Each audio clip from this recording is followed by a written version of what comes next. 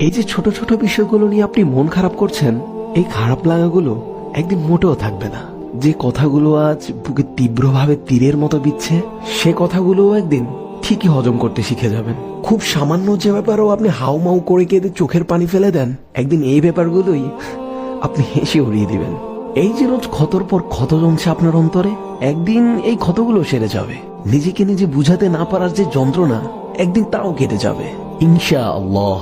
তবে আপনাকে কিছুতেই ভেঙে পড়লে চলবে না। রবের উপর বিশ্বাস রাখতে হবে, যিনি সবসময় আপনার সাথেই থাকেন, আপনাকে ভালোবাসেন।